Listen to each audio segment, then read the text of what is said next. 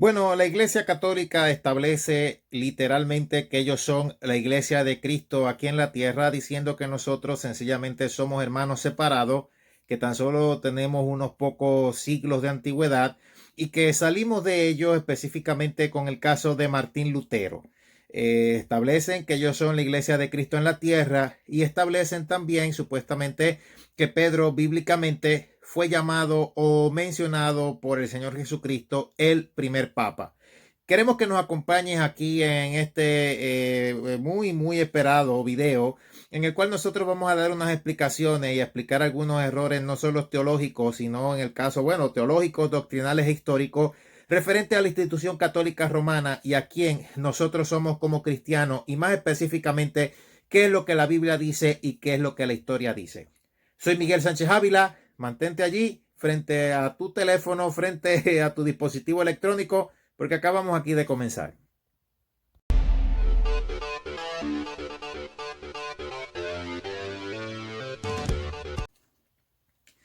Bueno, y vamos a comenzar a leer inicialmente Mateo capítulo 16, versículos 18 al 19, lo cual es algo muy importante en el caso de una definición que dio el Señor Jesucristo, una afirmación muy importante en su ministerio aquí en la tierra, en su primera venida. Dice así, lo voy a leer, Mateo 16, 18, 19, dice: Y yo también te digo que tú eres Pedro, y sobre esta roca edificaré mi iglesia, y las puertas del Hades no prevalecerán contra ella, y a ti te daré las llaves del cielo, o las llaves del reino de los cielos. Y todo lo que atares en la tierra será atado en los cielos, y todo lo que desatares en la tierra será desatado en los cielos. Hay que ver, ¿verdad?, que los idiomas originales bíblicos en el caso del Antiguo Testamento son el caso del hebreo y el arameo. En el caso del Nuevo Testamento es el griego, más específicamente el griego koiné, llamado griego helenístico. Bueno, Pedro, como Simón, su significado es, el caso de Simón, arena. De arena, el Señor Jesucristo, le da este nombre de Pedro. Yo te digo que tú eres Pedro y sobre esta roca edificaré mi iglesia.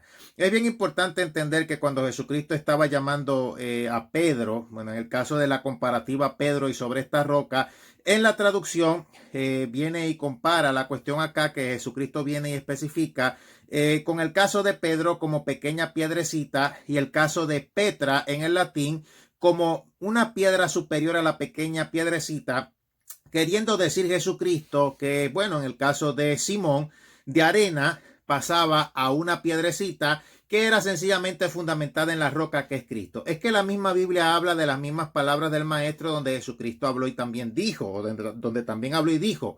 Jesucristo dijo, cualquiera que oye que mis palabras, no las palabras de otro. Cualquiera que oye mis palabras, yo lo comparé a un hombre prudente que edificó su casa sobre la roca, que soplaron los vientos, soplaron las tempestades y su casa no se cayó porque estaba firme sobre la roca. Pero cualquiera que sea un hombre imprudente o a un imprudente lo compararé a un hombre que edificó su casa sobre la arena. Que vienen y baten los ríos, las tempestades y la casa se derrumbó porque estaba fundamentada sobre la arena. Y el caso de arena era el significado precisamente del nombre de Simón antes de ser llamado Pedro. Hay que ver bien claro lo que la palabra nos dice aquí referente a esto, y en ninguna parte en la Biblia se nos dice en donde Jesucristo le haya dicho literalmente: Pedro, tú serás el primer papa. O Pedro, nosotros nos llamaremos católicos. Si nos vamos al primer siglo de la era cristiana, nosotros vemos la función que ejercía la iglesia. La iglesia no era llamada a una denominación o una religión o tenía un nombre específico por el cual Cristo dijo tienen que ser católicos porque fuera de aquí no hay salvación. En el primer siglo de la era cristiana, sencillamente aquellos que eran llamados cristianos, que fueron conocidos por primera vez como cristianos, como la palabra lo menciona, eran aquellos que sencillamente habían aceptado a Cristo como único Señor y Salvador personal. Y en el primer siglo de la era cristiana no se veneraban a los apóstoles, no se veneraba al caso de María. Más bien, en una ocasión se nos habla cuando los apóstoles fueron a predicar y llevar las buenas nuevas de salvación, los vinieron a adorar, los vinieron a idolatrar, y ellos cuando ellos se opusieron a esto, entonces los mismos que los iban a adorar les vinieron a caer encima. Hay que ver lo que nos habla la Biblia, ¿verdad?, en su contexto y en el caso de la historia. Esto es decir, que nosotros los protestantes salimos de Lutero. Hay que ver en el caso de la historia que luego del primer siglo de la era cristiana, mucho antes de que toda esta corriente de catolicismo y esto se levantara, ya el apóstol Pablo hablaba que iba a venir una gran apostasía. un negar de la verdad, una mezcla espiritual en donde iba a existir la verdad y donde iba a existir la mentira. Entonces, lo que pasa es que en el 313 después de Cristo, cuando un emperador romano de nombre Constantino dicta un edicto de tolerancia en contra de la cruel persecución contra los cristianos que se estaba dando, los cristianos eran masacrados, los cristianos eran devorados por leones, usted lo puede ver en la historia. Cuando él da ese edicto de tolerancia, cesa la persecución. Entonces el cristianismo viene a levantarse como una religión oficial del imperio, digámosle así, religión, aunque no se trata de religión, se trata de relación con el Señor Jesús. La cuestión aquí es que debido a este edicto de tolerancia, entonces el enemigo viene y actúa de una forma diferente. Bueno, se comienza entonces a mezclar religiosamente lo que es el cristianismo y lo que es el sentir en la paganería romana. Pero llega a su punto más terrible cuando además de el cristianismo y el paganismo se han mezclado o se van fusionando, se mezcla entonces todo con el caso de la política y de esta forma entonces viene a surgir literalmente el papado, donde Constantino, que ya anteriormente había dictado un edicto de tolerancia, viene y se llama a sí mismo de esta forma: Sumo Máximo Pontífice. Y es allí, a partir de esto, donde declarada ahora este tipo de cristianismo como la religión oficial del imperio, se hacen las mismas persecuciones que se hacían antes del edicto de tolerancia, pero esta vez se hacen contra todo aquel que no esté de acuerdo con la doctrina católica romana, la cual comienza a añadir un montón de cosas que no estaban en el primer siglo de la era cristiana. Una de ellas, los confesionarios, algo que comenzó a practicarse en la Babilonia antigua, en el paganismo, donde en el caso de los confesionarios usted bien sabrá que la persona viene y le confiesa el pecado al cura o al sacerdote, cuando la Biblia no habla de eso. La Biblia no lo menciona. Viene entonces otra cosa que ponen ellos o imponen, y es lo del celibato, donde el que le sirve a Dios no se puede casar, y esto ha sido causa de muchas violaciones, de demasiados abusos sexuales a niños, que eso no es que yo esté atacando, es lo que se ha explotado de forma muy terrible en este tiempo final, cada vez peor, y es lo que ha causado una merma en el catolicismo romano. Eso de usar versículos de que a unos llamó Dios eunucos y qué sé yo, la Biblia y Jesucristo no habla en el primer siglo de la era cristiana que para servirle se tenía que tener como requisito no casarse. Más aún, si usted va a decir que Pedro fue el primer papa, bueno, los papas no se casan y la cosa es que Pedro era casado. Un predicador católico salió diciendo que supuestamente Pedro tenía una suegra pero que no era casado. Él trata de dar una explicación, pero realmente es algo totalmente erróneo. Pedro y los apóstoles, todos eran casados. El celibato fue algo que la institución católica romana impuso para no incurrir en gastos de la descendencia de los curas y de sus familias. Entonces, solamente estoy empezando a decir algunas cosas que realmente no existían en el primer siglo de la era cristiana, pero los católicos insisten en que la institución romana y católica romana es la iglesia de Cristo aquí en la tierra porque fue la iglesia que Cristo fundó. Pero busquen algún lugar en la Biblia donde dice que todos serán llamados católicos. Y claro, católico significa universal, pero en la palabra no dice que para usted poder ser salvo no hay salvación fuera de algún tipo de denominación o de iglesia. La relación es de cada cual personal con Dios, de donde fuera de quien no hay salvación es de la fe en Cristo Jesús. Y la palabra dice que solamente hay un mediador entre Dios y los hombres y Jesucristo. Quiero aclarar también en el caso de la historia, luego de aclarar este punto doctrinal. Esto de los que se lo pusieron a la doctrina católica romana cuando se fusionó la religión romana y el cristianismo, más luego tomó un salto a la política, no solamente fue Lutero. Mucho antes de Lutero, muchas personas sabían lo que estaba allí detrás de bastidores y se rebelaron contra la Iglesia Católica Romana, y es donde usted conoce en la historia todas las torturas que surgieron con el caso de la Santa Inquisición. Digámoslo así, mucho más atrás también de la supuesta Santa Inquisición, mucho más atrás y mucho también antes de Lutero, mucho más atrás de todo eso también están registrados sucesos de personas que se oponían o no creían en la doctrina católica romana, entonces los trataban de herejes, les daban muertes terribles, torturas terribles, y en el caso, ¿verdad?, de la supuesta, entre comillas, Santa Inquisición, a mismos católicos, y ahora estoy hablando de católicos, mismos católicos ricos que ni siquiera estaban en contra de la doctrina católica romana porque no sabían, usted podrá buscar en la historia que los acusaban de herejes para poder quedarse con sus propiedades legalmente para luego matarlos. Bueno, luego de matarlos, quedarse legalmente con las propiedades. Entonces, esto es el caso de la historia y el caso de la teología. Bueno, en este caso yo quiero que usted me acompañe a ver rápidamente allí, ¿verdad? Tenemos un video en el cual vamos a estar explicando algunas cositas en el caso de la historia. Solamente queremos hacer un repaso en la historia. ¿Por qué es importante hacer esto? Porque hay un dicho que dice, y alguien dijo por allí, quien no sabe su historia está condenado a repetirla. Entonces, ¿qué pasa? Que ha habido o sigue habiendo una merma en el catolicismo romano para el caso del grupo llamado los evangélicos. Lo que pasa es que en el caso de los evangélicos, digamos así, nosotros los evangélicos, hay muchas denominaciones, ¿verdad? Hay muchas, pero todos creemos en que Jesucristo es el unigénito Hijo de Dios. Solo hay alguna diferencia en la parte dogmática, igual que con lo que hay con la católica. Lo que pasa es que con el caso de la católica el problema está en la idolatría, ese es el problema que hay allí. Entonces, bíblicamente no se puede decir que es que no hay salvación fuera de alguna denominación o fuera de alguien que se proclame la iglesia de Cristo aquí en la tierra o la iglesia que Cristo fundó. Al Cristo fundar el cristianismo es la relación personal de cada cual con Dios. Los cristianos no decían que había salvación o no había salvación fuera de una determinada iglesia. O sea, la iglesia somos nosotros, todos los que aquí, ¿verdad?, conformamos el cuerpo de Cristo. Entonces, lo que pasa es que mientras ha pasado el tiempo, la Iglesia Católica no ha podido, la institución católica romana no ha podido ejercer el mismo dominio de antes a fuerza de sangre y de persecución, diciendo que solamente ellos eran la salvación y fuera de ella no hay salvación. Y Cristo habló de algo bien claro: por sus frutos los conoceréis, y los frutos de esta institución son otros. Cuando usted va inclusive allá al Vaticano, usted va a ver una serie de símbolos paganos, de símbolos satánicos que hay allí y de significados que van relacionados al paganismo. Algunos católicos han dicho que, bueno, lo que pasa es que como la Iglesia Católica es tan milenaria, pues viene a heredar todo esto. Sí, pero Jesucristo es bien claro que la luz y las tinieblas no tienen nada que ver. Esta institución dista mucho de ser la iglesia de Cristo aquí en la tierra. La iglesia de Cristo en la tierra, la iglesia en el primer siglo de la era cristiana, cuando oraban, cuando clamaban, se sanaban los enfermos, se ayudaban entre ellos, no acumulaban riquezas para ellos. Entonces, el catolicismo romano, específicamente esto sucede allá, se ha dicho que tienen tantas riquezas que pueden quitar el hambre en el mundo 2 veces.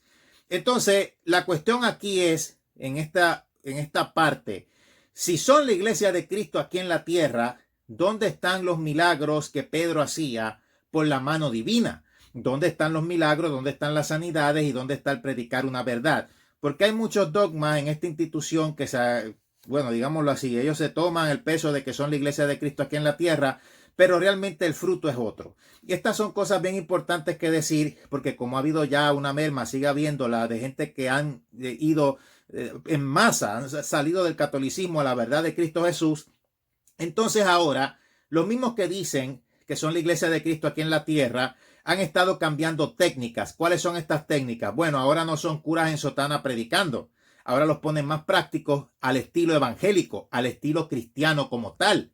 Y estos predicadores salen como predicadores católicos y vienen, ¿verdad?, a querer supuestamente desenmascarar a los evangélicos. Y yo no sé qué es lo que se hay que desenmascarar aquí, cuando la verdad es una, el fruto es uno, y teológica e históricamente la cosa aquí en este aspecto está bien clara. Yo quiero decir aquí, yo no tengo nada en contra de los católicos, pero estas cosas doctrinales hay que aclararlas, y así como no creemos en el catolicismo romano ni en esta doctrina, esto hay que aclararlo, porque yo no voy a quedarme callado con esto, mucho menos ahora cuando se están usando personas poco conocedoras, supuestamente evangélicos, en supuestos debates, donde entonces se quiere hacer ver o quieren ellos usarlo de forma estratégica para tratar de ganar más adeptos en algo que está bíblicamente probado como falso. En el único lugar donde sale esta religión, dichos por católicos mismos de forma inicial, ni tan siquiera por evangélicos cuando comenzó la cosa, donde la Biblia habla sobre esta religión es en su final, llena de la sangre de los mártires de Jesús, ebria, y la Biblia la llama en Apocalipsis capítulo 17 y 18 como una gran ramera que será destruida por el mismo anticristo. Es la organización no solo religiosa, sino de una mayor y más alta influencia política a nivel internacional, y será lo que el anticristo utilizará para el levantamiento. Hay que ser de verdad, pues digámoslo así, bien alejado de la verdad y bien ciego para no verlo. Las sociedades secretas están infiltradas allí.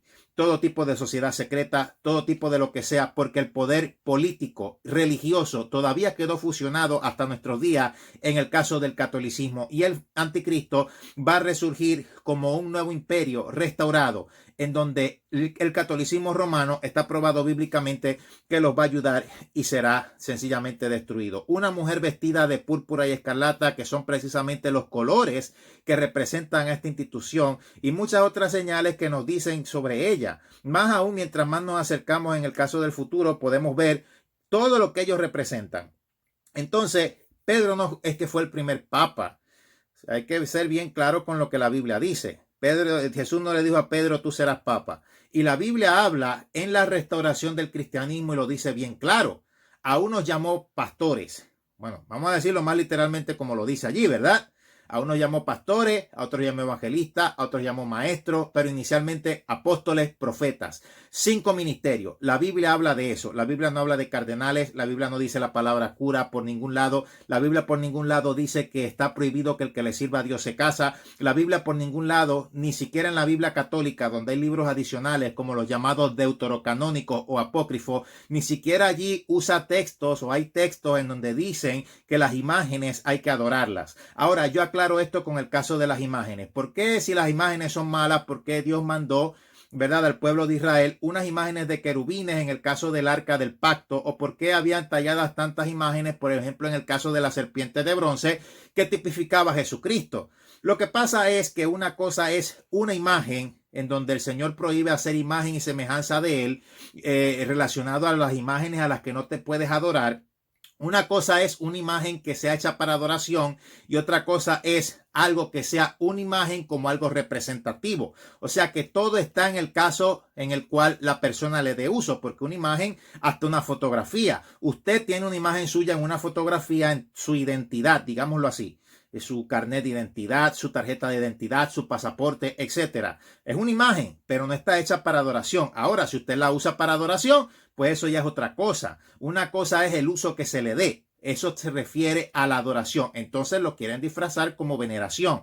Bueno, usted dice que no se adora, que se venera, pero se postra ante eso, cae de rodillas ante eso. Eso es idolatría. Mire, eso es idolatría. Y no hay otro camino para orar, para clamar, para venerar. El único camino es Cristo Jesús. En la forma en la que yo puedo venerar de forma correcta a los apóstoles, a los discípulos de Jesucristo, es mirar, leer la enseñanza bíblica que hay aquí, que nos habla en la santa, bendita y poderosa palabra del Señor. Eso ahí está claro. No existe por ningún lado en la Biblia lo que se diga, digámoslo así, sobre la Inmaculada Concepción y sobre tantas cosas que son mero dogma católico romano, porque una cosa es dogma y otra cosa es doctrina. Vuelvo y repito, no tengo nada contra los católicos. Yo pasé una vida estudiando en la universidad. Tengo maestría en administración de empresas con concentración en gerencia. Hice muchos amigos de muchas religiones. Yo puedo tomarme un café, yo puedo compartir. Usted puede ser mi amigo, pero relacionado a la doctrina bíblica, yo tengo el deber moral de hablar de eso. Y también tengo mi deber de expresión para decir por qué no estoy de acuerdo con eso, porque siempre llegará el tiempo donde, cuando el ser humano, cada cual se enfrente ante el Señor y Dios llame a cuenta, la excusa preferida va a ser: nadie me dijo. Queremos dejarlo, ¿verdad?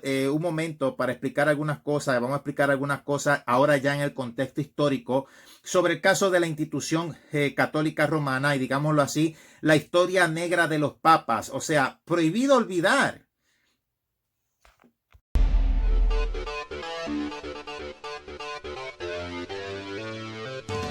Esta Iglesia de Cristo aquí en la tierra. Vamos a hablar sobre y hacer mención ahora sobre la historia oculta y negra de algunos papas, porque si también lo fuéramos a mencionar todo, no diera tiempo en nuestro programa. Ese es el caso de Bonifacio, el caso del Papa Bonifacio VIII, que duró en su reinado, por así llamarlo, del 1294 al 1303. Ese Papa Bonifacio VIII, uno de los que empezamos a hablar de los negros en la lista medieval, practicó la brujería. Es que eso es y ha estado siempre presente en la institución católica romana. Esta persona llamó mentiroso e hipócrita a Jesucristo, profesó ser ateo y era papa, negó la vida futura y fue un homicida y un pervertido sexual. Eso lo dice la historia, no me lo invento yo. Si usted quiere, busque la referencia histórica de ese individuo. Oficialmente, esta persona, lo dice en la historia, dijo lo siguiente: el darse placer a uno mismo o con mujeres es tan pecado como frotarse las manos. Entonces, aunque parezca imposible, él fue quien escribió lo que se llamaba la bula Unam Sanctum, en el cual declara oficialmente que la Iglesia Católica es la única y verdadera iglesia fuera de la cual nadie puede salvarse. ¿Qué clase de capacidad?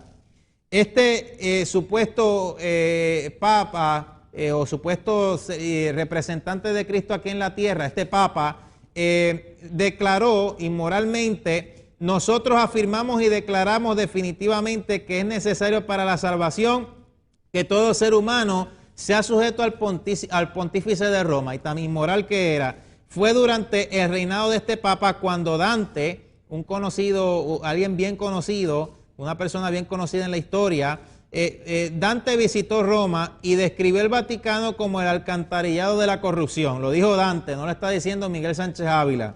Y la historia habla por sí misma, aunque si me preguntan yo digo lo mismo.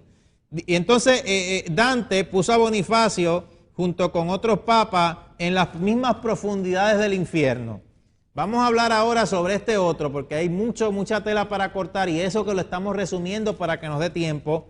Este fue el caso del Papa Clemente VI, del 1342 al 1352. Toda apariencia de decoro se abandonó cuando el papado se trasladó a Aviñón, en el sur de Francia, durante 75 años. El poeta Petrarca impuso al bon vivant Clemente VI el nombre de Dionisio eclesiástico por el número de amantes y por la gravedad de la gonorrea que tenía. A su muerte, 50 sacerdotes ofrecieron la misa por el reposo de su alma durante 9 días seguidos, pero el ingenio francés concluyó que esto no era ni mucho menos suficiente. Durante esa época, Petrarca declaró que dicho establecimiento papal era un lugar de violación, adulterio y toda clase de fornicación. Y debido a que los papas eran tan inmortales, usted pues no se debe de sorprender que los sacerdotes pues no fueran mejor que ellos. Como consecuencia, en muchas parroquias los feligreses insistían en que los sacerdotes tuvieran concubina como protección para sus propias familias. Este otro de acá se llamaba Pablo II. En el caso pues de Pablo II, desde el 1464 hasta el 1471, mantenía una casa llena de concubinas. Su tiara papal estaba tan llena de joyas que sobrepasaba el valor de un palacio. Quiso utilizar el nombre de Formoso II, o sea, Formoso, que del latín significa hermoso, ya que estaba supuestamente convencido de su belleza. Los cardenales ante esto lo convencieron de que dejara su vanidad a un lado y llevara otro nombre, optando por el nombre de Pablo. Esta persona fallece el 26 de julio de 1471 y oficialmente la muerte se debió a una indigestión con un melón o con el atoro con una fruta, aunque leyendas populares le atribuyen la muerte a un ataque del corazón, mientras supuestamente esta persona era sodomizada. Es increíble, no lo digo yo, lo dice la historia. Este otro papa, este otro hijo del diablo, se llamaba Julio III, que duró del 1150 al 1155. Este papa, bien romántico, se enamoró de un joven pues guapo mendigo, a quien vio peleándose en la calle con ropa de un vendedor ambulante. El Papa nombró cardenal a este joven de 17 años del cual se enamoró, lo que le inspiró a esta persona apasionada, este sinvergüenza, un poema épico llamado En elogio de la sodomía, escrito pues probablemente por algún arzobispo que quizás pues se dedicó a hacerlo en su honor. Es increíble la historia de estos papas y lo que representa en realidad la institución católica romana. Este otro papa de aquí era Inocencio VIII. Este papa Inocencio tuvo 16 hijos de varias mujeres. No negó que fueran sus hijos ni que fueran engendrados en el Vaticano. Como muchos otros papas, multiplicó los oficios clericales y los vendió por vastas sumas de dinero. Incluso permitió corridas de toros en la plaza, en la llamada Plaza de San Pedro. En su lecho de muerte ordenó que una bonita ama de llaves, o como se le diría en otros países, ama de cría, le diera leche fresca de su pecho. Imagínense qué clase de pervertido. Este otro papa, representante de la supuesta Iglesia de Cristo aquí en la tierra, llamado Alejandro VI, esta persona gana su elección al papado mediante chantajes con los cardenales, que era pues una práctica bien común en aquellos días. Por lo menos él dura en el papado desde el 1492 hasta el 1503. Antes de ser papa, cuando aún era cardenal y arzobispo, vivió en pecado con una mujer llamada Vanosa dei Catanei, y después con la hija de esta que se llamaba Rosa, con la cual tuvo 5 hijos. En el día de su coronación nombró a su hijo, un joven de temperamento y hábitos viles, como era reconocido en la historia. Él nombró a su hijo como arzobispo de Valencia.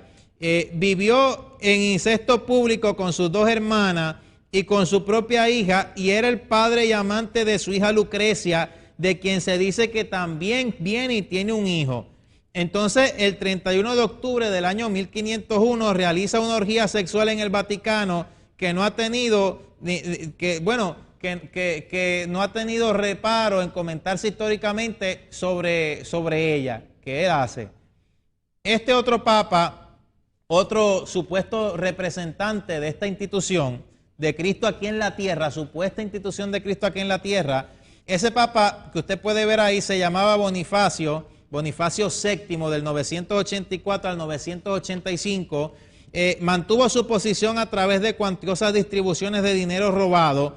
El obispo de Orleans se refirió a él como monstruo de culpabilidad lleno de sangre y suciedad, y como anticristo sentado en el templo de Dios. Además de todo esto, este papa Bonifacio fue un asesino. Este papa Bonifacio hizo que el papa Juan XIV fuera encarcelado y envenenado. Cuando el papa Juan murió, el pueblo romano arrastró su cuerpo desnudo por las calles, y la sangrienta masa de carne humana que había sido un papa antes fue dejada a los perros. A la mañana siguiente, sin embargo, algunos sacerdotes lo enterraron secretamente, y en este caso, pues, Bonifacio asesinó al papa Benedicto VI estrangulándolo. Qué clase de historia linda.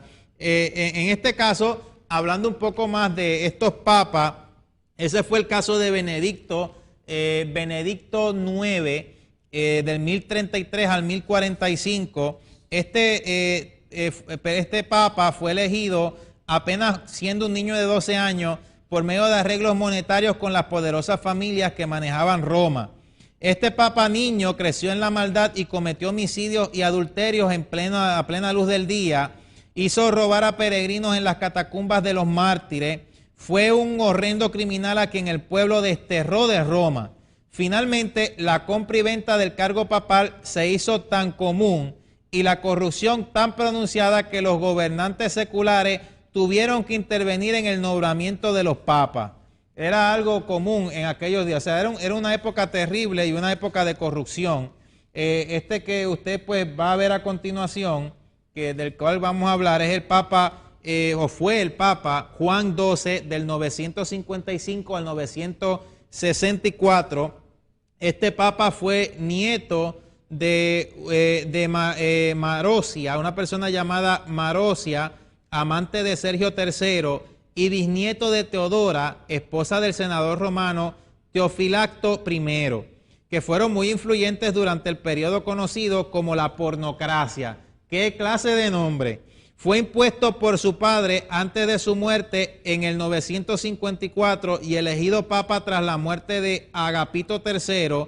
El nieto de la prostituta, a sus 16 años, fue acusado de acostarse con sus 2 hermanas y de la invención de un catálogo de vergonzosos nuevos pecados.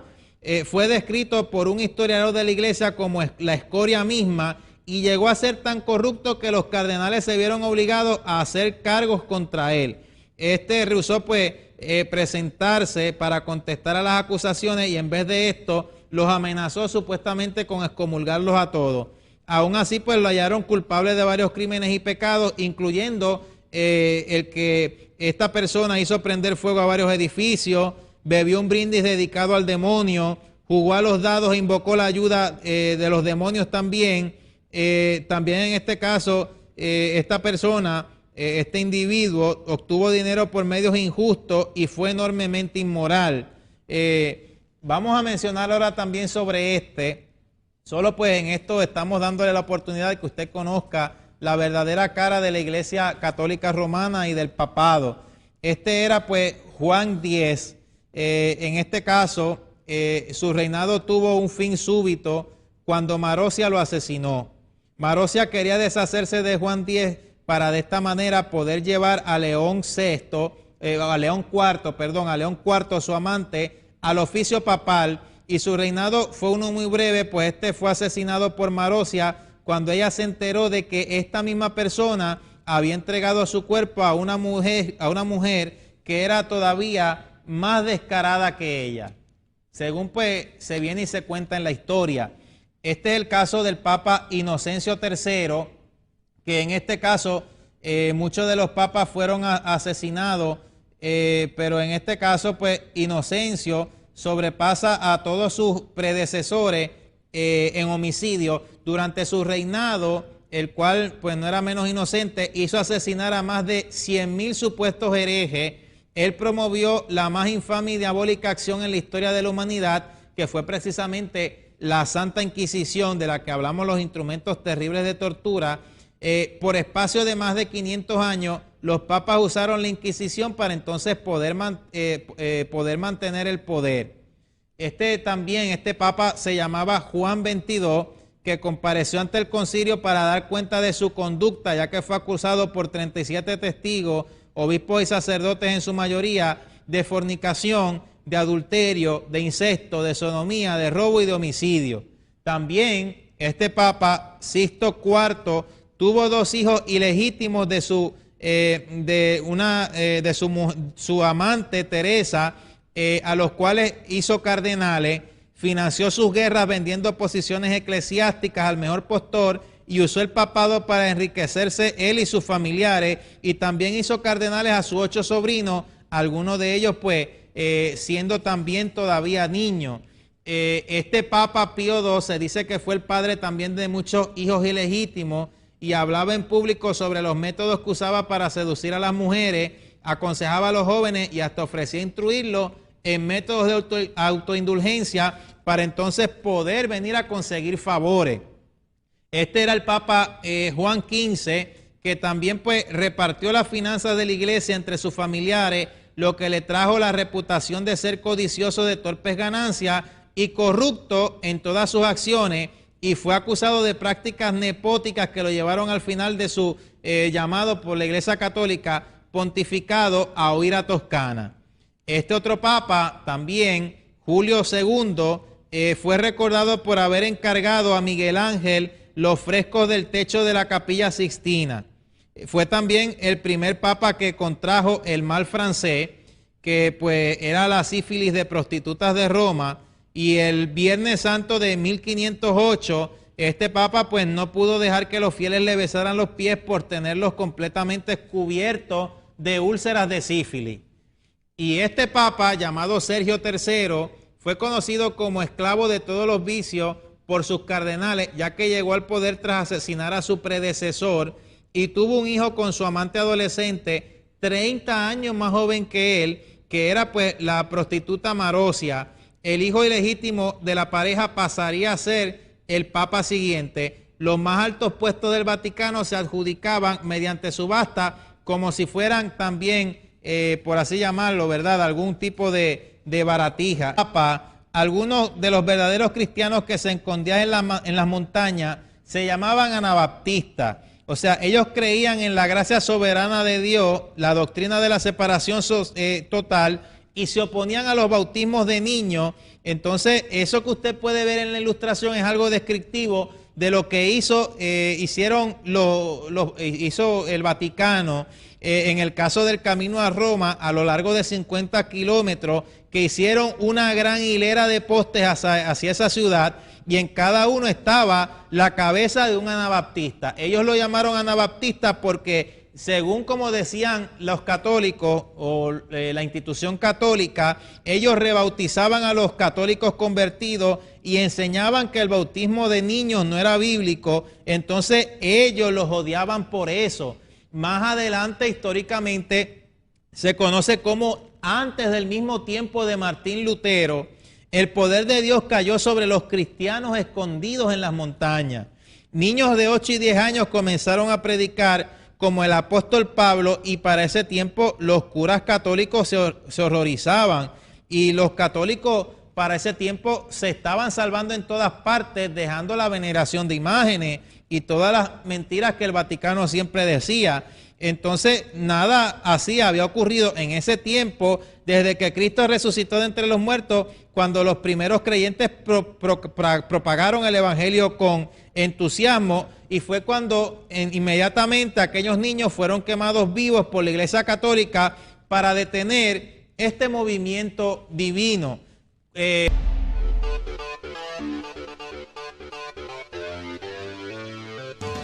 Usaba en la Inquisición y se llamaba la picota en el tonel, y era una especie de vergüenza pública que se aplicaba sobre todo a los borrachos. Había dos clases de picotas en tonel: las que tenían el fondo cerrado, en las que la víctima se colocaba dentro con orines y estiércol o simplemente con agua podrida, y las abiertas para que la víctima caminara por las calles de la ciudad con ellas a cuestas, lo que le producía un gran dolor, pues obviamente debido a su gran peso, y ni hablar de la putrefacción o del olor que había relacionado al estiércol.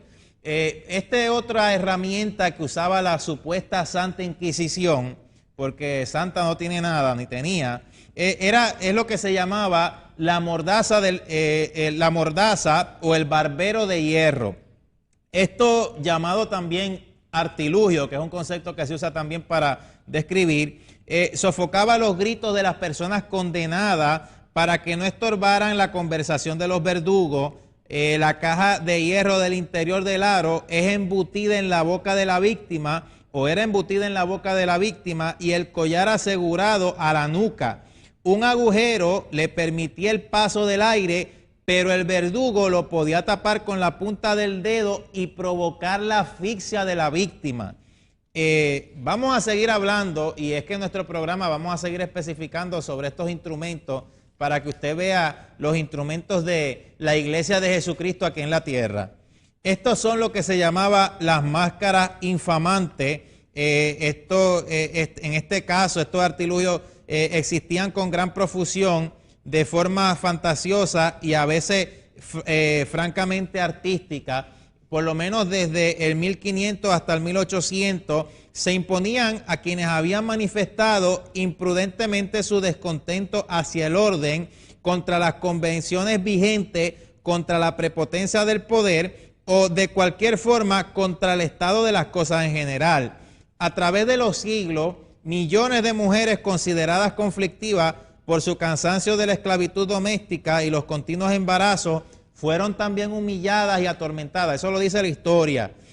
Así, por el poder eclesiástico, exponía el escarnio público a los desobedientes y a los inconformistas, y es cuando pues la Iglesia castigaba una larga lista de infracciones menores mediante este terrible método.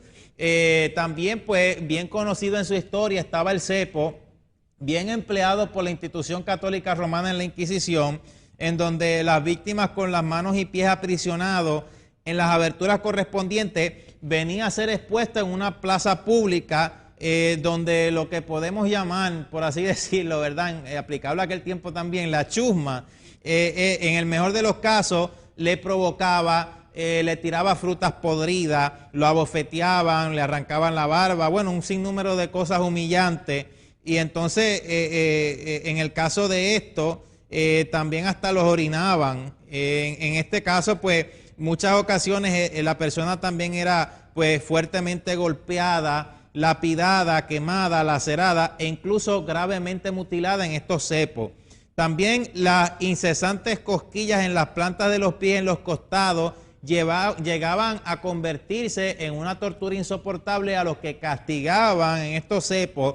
Solo los transgresores más inicuos podían esperar librarse con no más de unos pocos cardenales, según pues para el concepto que ellos decían que eran inicuos, cuando los inicuos eran ellos. Esa tortura fue utilizada también mucho por esta institución católica romana. Estaba también esta terrible instrumento de la Inquisición que se llamaba el taburete de sumersión.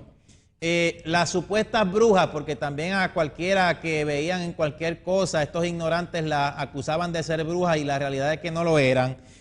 A los que las que acusaban de brujas eran sentadas en estos taburetes, lo que llamaban los taburetes de sumersión, y atadas con correas que colgaban de un extremo para que se balancearan, y también estas víctimas eran sumergidas en un río o charco. No solo las temperaturas heladas, pues en este caso podían matar a la víctima, sino que se les sumergía y se les levantaba por lapsos de 5 minutos o más.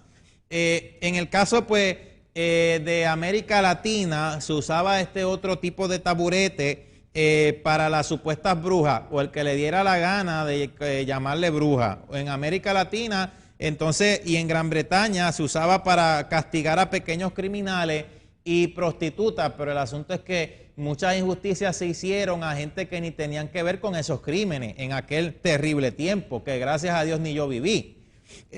Esta otra método de tortura que usaba la Inquisición católica romana se llamaba el cinturón de Erasmo.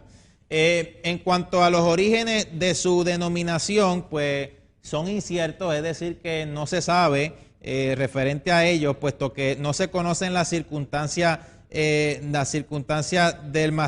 esto muy en lo profundo de ciertos martirios. Entonces, en este caso, el uso y los efectos de este artefacto, pues, frente a la pantalla de su televisor, pues son evidentes. No creo que necesitemos muchos comentarios, solamente imagínense que le pongan ustedes este cinturón allí con esas pullas. Imagínense todo lo que causaría o que causaba en la víctima.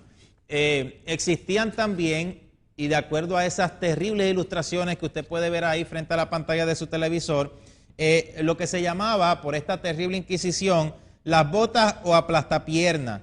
En estas botas o aplastapiernas, este era un supuesto llamado para su época, y por esta gente, un ingenioso, porque ese era como lo describían, un ingenioso dispositivo que consistía en cuñas que se aplicaban a las piernas de los tobillos a las rodillas, y es cuando el torturador utilizaba un martillo. Ahí pues se describe más o menos como era en la ilustración.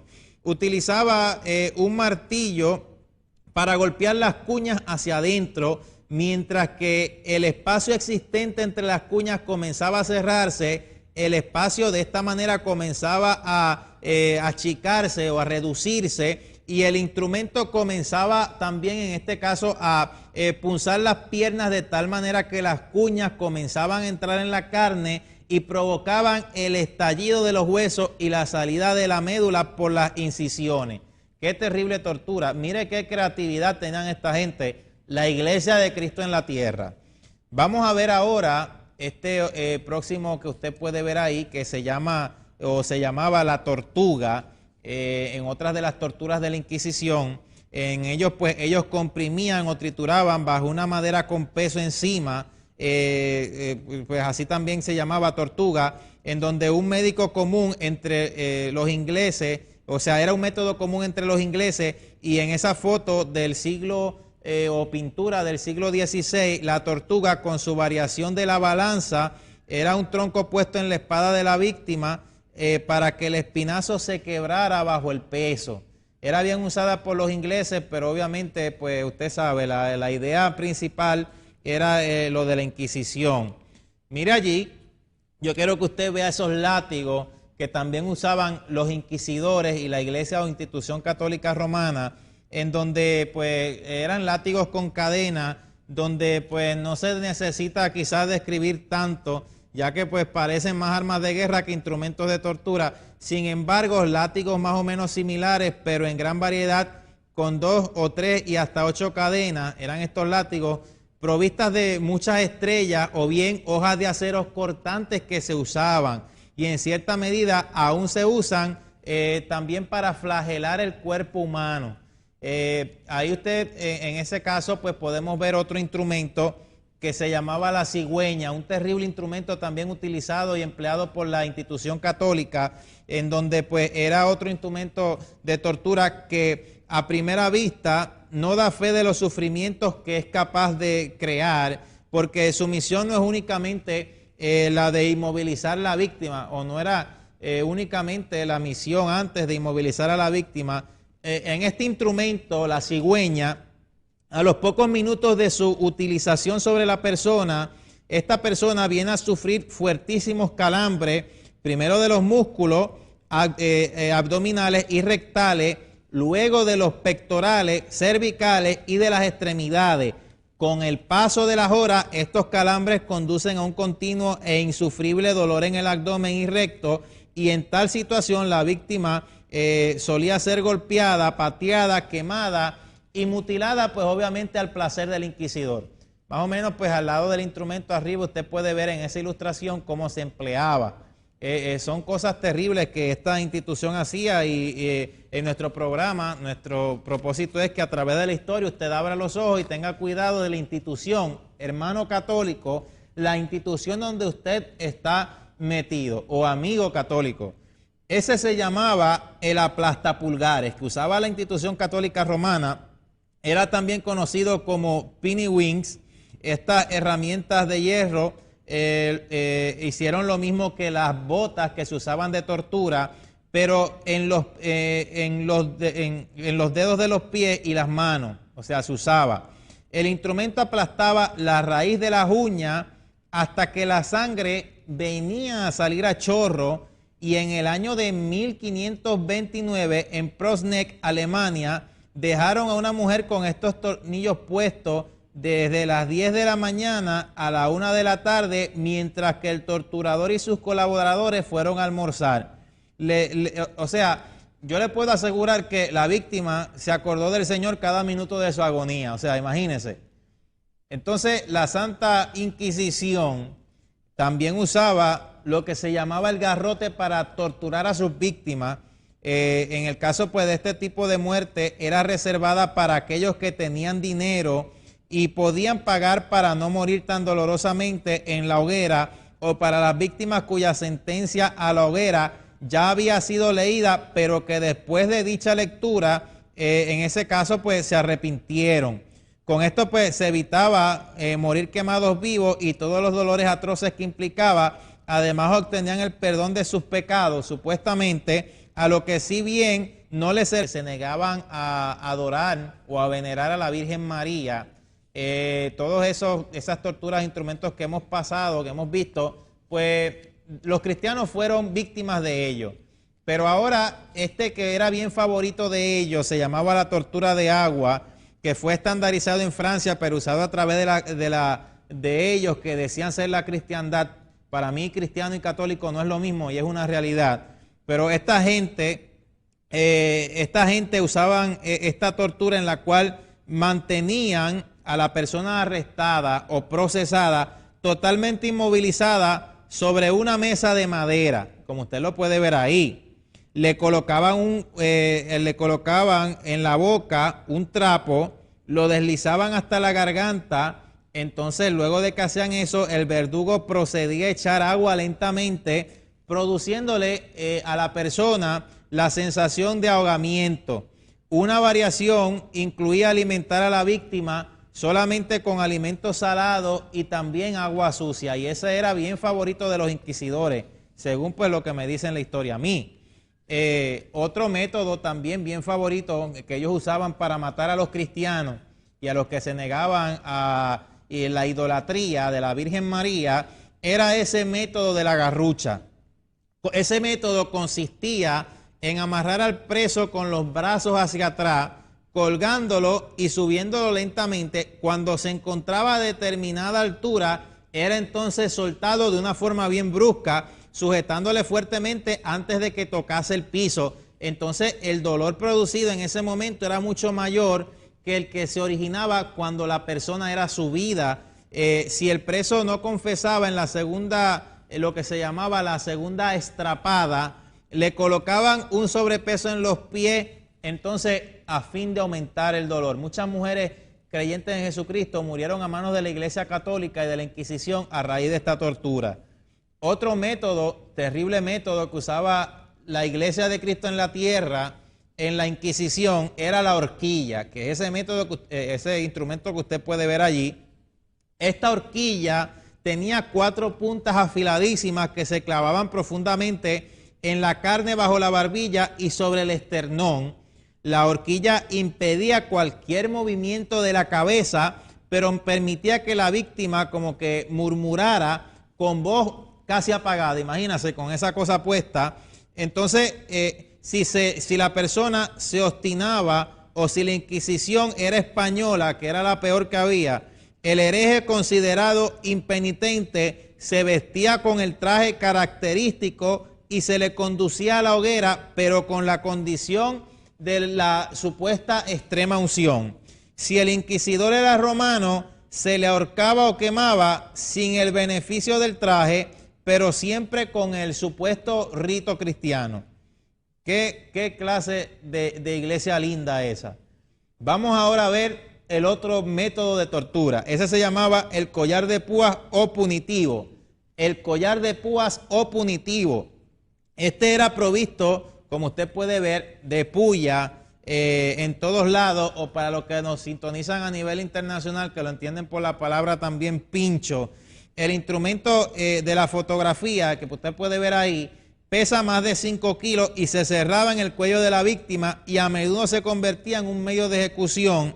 Entonces la erosión hasta el hueso de la carne del cuello, hombros y mandíbula causaba progresiva gangrena, causaba infección febril y erosión final de los huesos, sobre todo pues de las vértebras descarnadas, conducían definitivamente a una muerte segura, terrible y también bien rápida. Aparte de esto, el collar presentaba la ventaja de economizar tiempo y dinero, ya que pues su función era pasiva y no requería cierto esfuerzo, ni por tanto el pago de un verdugo. O sea que trabajaba por sí mismo día y noche sin descanso, sin problemas ni manutención. O sea, por esta razón, ese era un método también bien empleado para ellos ahorrarse su dinero, usted sabe. Vamos al próximo método de ejecución que queremos mostrar en nuestro programa, también referente a esta Santa Inquisición, que se llamaba el arañado. El arañado pues era la versión femenina de lo que se llamaba la uña de gato, otra tortura. Esta forma de tortura era muy similar al mastectomía, también empleado por ellos. Esta araña era un trozo de hierro en la rodilla con filo en forma de tenedor y se le colocaba a la víctima en los pechos. Nuevamente, esta era una tortura muy exclusiva para las mujeres, de estos sinvergüenzas y sanguinarios. También existía un método de ejecución por la Inquisición Católica Romana, que este método ya era empleado por ellos. Usted sabe, todo lo referente al paganismo tiene que ver con esta institución, y ellos también empleaban ese método que se llamaba el toro de Faralis. Ahí, en este caso, pues se le atribuye la quema de seres humanos dentro de este toro. Entonces, en este caso, cuando la persona se instruía y se escuchaban los gritos y los alaridos o el tormento de las víctimas que salían por la boca del toro, haciendo parecer como que el toro estaba gimiendo. Ese era otro método que ellos hacían. Y si seguimos, que todavía no hemos terminado, vamos a seguir. Y aún mencionándolos en nuestro programa, no vamos a poder ni siquiera tener tiempo de mencionar todas estas cosas atroces. Ese se llamaba el aplastacabeza, en donde la barbilla de la víctima se colocaba en la barra inferior y el casquete se empujaba hacia abajo por el tornillo. Es fácil de entender cuando usted ve esa foto. Primero se destrozaban los alvéolos dentarios, después las mandíbulas, hasta que el cerebro se escurría por la cavidad, o sea, la cavidad de los ojos y entre los fragmentos del cráneo. Entonces, esto aseguraba sencillamente que, según ellos, el diablo iba a salir por la cabeza del acusado. O sea, como que ellos estaban libertando al acusado del diablo para sacárselo. ¿Qué clase de ingenio? Este de aquí, pues, es el que habíamos mencionado antes en un ejemplo anterior. Se llama la uña del gato, lo mencionamos, pero no habíamos mostrado una ilustración. Otro instrumento de la Inquisición. Estas uñas del gato, como usted puede ver ahí, eran, este instrumento pues era grande y estas llamadas uñas eran casi como 4 dedos de hombre. Estos artefactos montados encima de un mango se usaban para reducir, podemos mencionar a tiras, o sea, jalar la carne de la víctima y extraer de los huesos en cualquier parte del cuerpo. Podía ser pues principalmente donde se empleaba, que era el abdomen, espalda, extremidades, en el caso de las mujeres los senos, etcétera. También existía uno que se llamaba, y ese era también bien terrible, mire qué gente sanguinaria esta, que decían y dicen ser de Dios, que se llama la silla del interrogatorio. Se trataba pues ahí en este caso de algo pues que podemos llamar históricamente, si usted lo conoce, un instrumento básico del inquisidor. El efecto pues de las pullas sobre las víctimas, siempre que estaba desnuda, pues era evidente y no necesita pues muchos comentarios, pues imagínese, usted se puede imaginar todo, pero en este caso pues la persona sufría de una forma bien terrible desde el primer instante del interrogatorio, que puede ser más intenso si se aplicaban sacudidas o golpes en los brazos, piernas u otras partes del cuerpo mientras esa persona estaba desnuda en esa silla. El asiento era muchas veces de hierro, de manera que se podía calentar con un brasero o antorcha, también para que la víctima sufriera. Y hoy en día, pues, ya pues en el caso de la silla eléctrica, pues ya se usa esto pues con la función de la electricidad. Mire cómo ha evolucionado los aportes que ha dado la institución católica romana a la humanidad. Ese también instrumento de la Inquisición, otra de las cosas que ellos hacían, llamado pues la sierra. Lamentablemente pues nuestras imágenes que vamos a seguir mostrando son fuertes, de aquí en adelante en nuestro programa más fuertes, por lo cual pedimos discreción.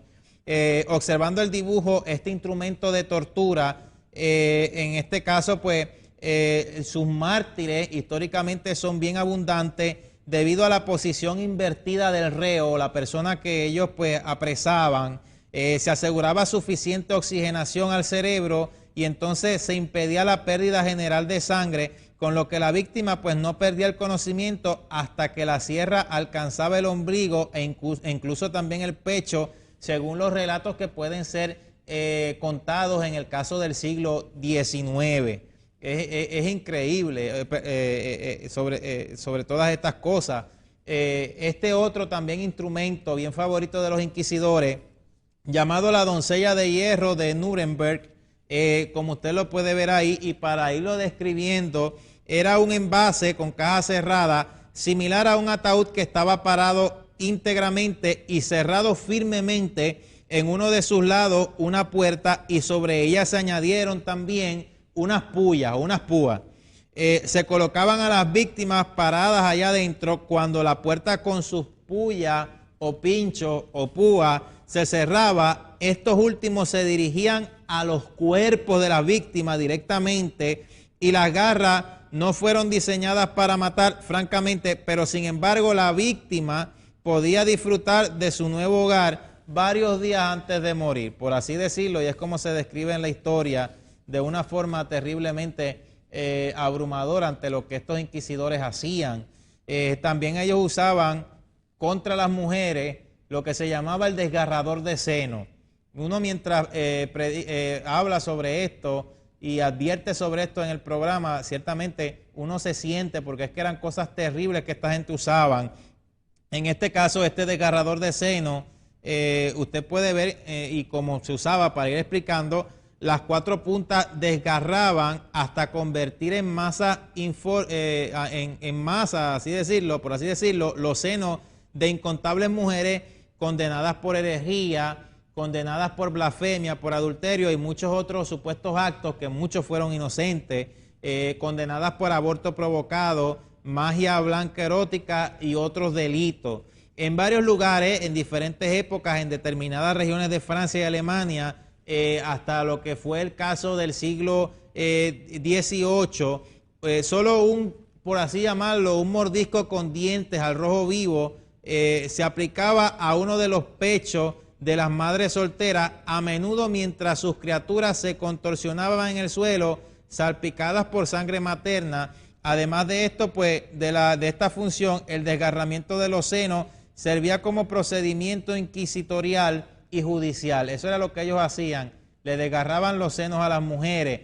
Y ahora, en esta terrible ilustración, porque la cosa se sigue poniendo peor mientras nosotros vamos describiendo, ese terrible método de ejecución se llamaba la cuna de Judas.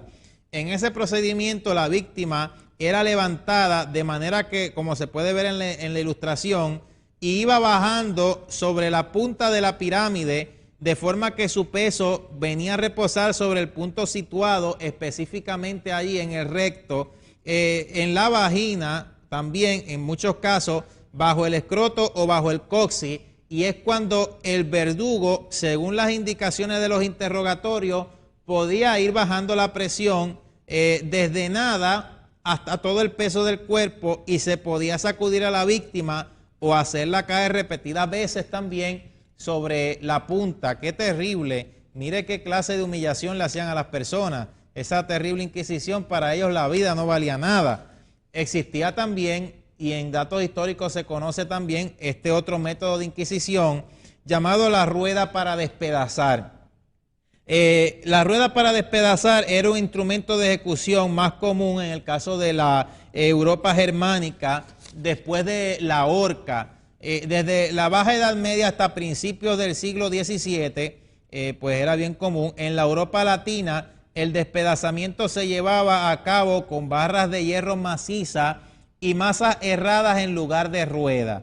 La rueda para despedazar era el instrumento de ejecución más común, como habíamos mencionado, en la Europa germánica, y en este caso, pues, el verdugo venía dando violentos golpes con la rueda del borde herrado, como que machacaba, hundía hueso tras hueso y articulación tras articulación, procurando no asestar golpes fatales, y la víctima se transformaba, según pues cuenta un cronista alemán anónimo del siglo XVII, la víctima se transformaba en una especie de gran títere aullante retorciéndose como un pulpo gigante de 4 tentáculos, así lo describían, entre arroyuelos de sangre, carne cruda, viscosa y amorfa, según describía este historiador, mezclada con astillas de huesos rotos. O sea, después se desataba e introducía entre los radios de la gran rueda horizontal al extremo un poste que después se alzaba, y los cuervos y otros animales arrancaban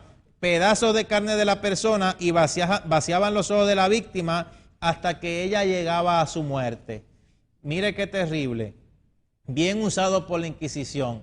Terrible también este otro instrumento llamado la pera oral, la pera anal o vaginal, de cualquier de las formas los inquisidores lo llamaban, en donde ellos eran forzados en la boca, o sea, las personas víctimas de los inquisidores eran forzados en la boca, en el recto vagina de la víctima, y allí se expandían a fuerza por el tornillo a su máxima apertura. El interior de la cavidad en cuestión era irremediablemente mutilado, y casi siempre fatalmente, o sea, de una forma fatal. Las puntas al final de los segmentos servían para cortar mejor la garganta, los intestinos y el cervix. El uso de la pera originalmente fue ideado por aquellas mujeres que habían sido supuestamente, ¿verdad?, para los inquisidores, encontradas culpables en la unión sexual con el diablo o sus familiares. Si el diablo ya se los había llevado a ellos, ¿quién se le ocurre hacer esas torturas? Y el último, también llamado pues el potro, en donde la víctima era atada al instrumento, era estirada rápidamente o gradualmente por periodos de días, y en este caso pues se reportaron casos de cuerpos estirados hasta 12 pulgadas como resultado de la sistemática dislocación de cada coyuntura del cuerpo y fuertes ruidos de huesos dislocados, gritos de agonía, pedidos de misericordia, era lo que siempre retumbaba por el taller del inquisidor, con el prisionero atado a este horrible aparato. Es cuando pues el inquisidor también...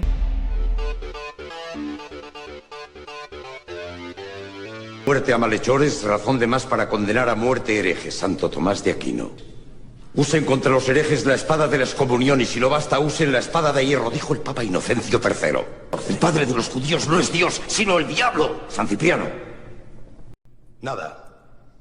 Queda por añadir a la crueldad de la herejía de judaizar el secreto y a la blasfemia contra mi persona.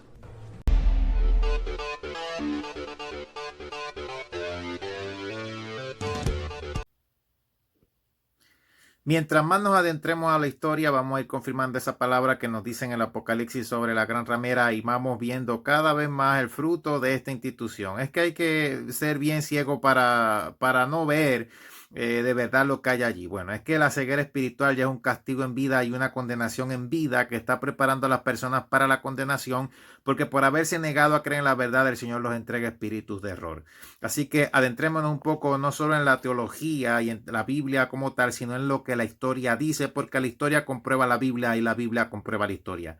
Soy Miguel Sánchez Ávila y ha sido más que un placer que usted pueda estar o haya podido estar con nosotros en este video. Y es como la palabra dice, lo dejamos con esa. Conoceréis la verdad y la verdad os hará libres. Cristo, el único mediador entre Dios y los hombres. Que Dios les bendiga mucho.